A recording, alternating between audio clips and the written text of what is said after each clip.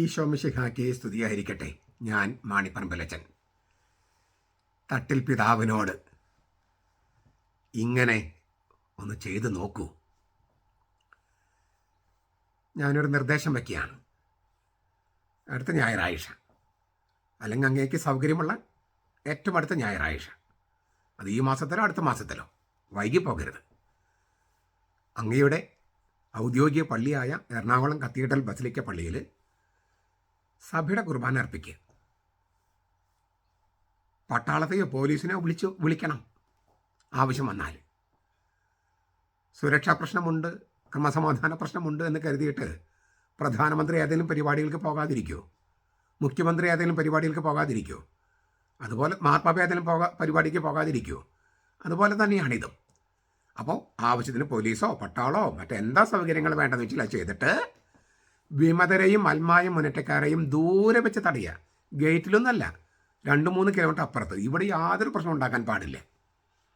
സഭയുടെ കുർബാനയിൽ പങ്കെടുക്കാൻ താല്പര്യമുള്ളവർക്ക് ടോക്കണോ ഐഡിയോ മറ്റേതെങ്കിലും സൗകര്യം കൊടുത്ത് അവരകത്ത് പ്രവേശിപ്പിക്കുക.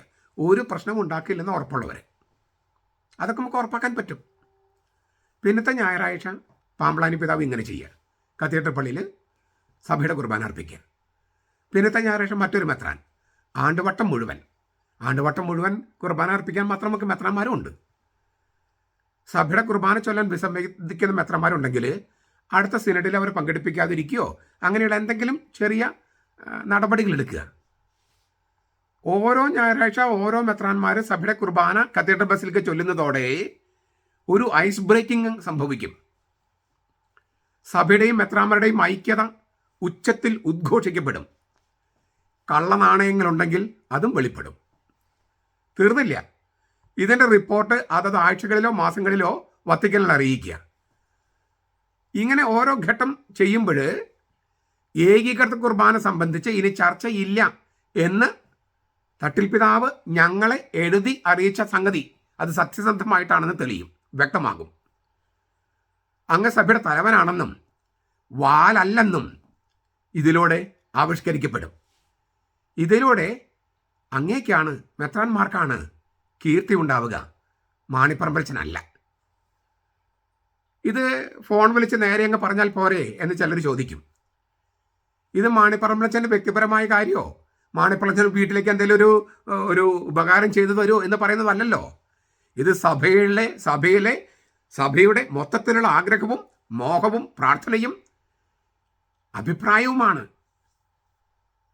ഈ അഭിപ്രായം നല്ലതെന്ന് തോന്നുന്നവർക്ക് ഇതിൻ്റെ ഈ വീഡിയോ താഴെ കമൻ്റ് ഇട്ടിട്ട് നിങ്ങൾക്ക് സപ്പോർട്ട് ചെയ്യാം. നമ്മളൊരു കൂട്ടായ്മ രൂപപ്പെടുന്നുവെന്ന് നിങ്ങൾ തന്നെ ചിലർ പറഞ്ഞത്.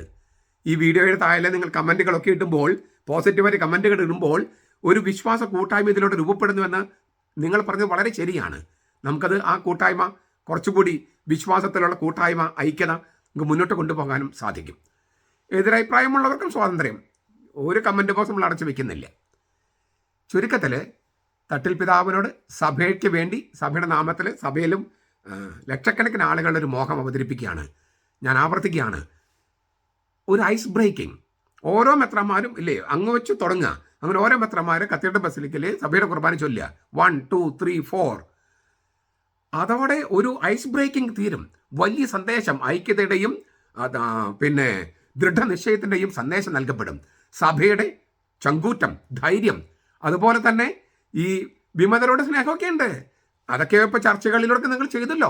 പക്ഷേ സഭയുടെ കുർബാനയോടുള്ള കമ്മിറ്റ്മെൻറ്റും നിങ്ങൾ വെളിപ്പെടുത്തണ്ടേ? വിമതരോടുള്ള സ്നേഹം മാത്രം വെളിപ്പെടുത്തിയാൽ പോരല്ലോ.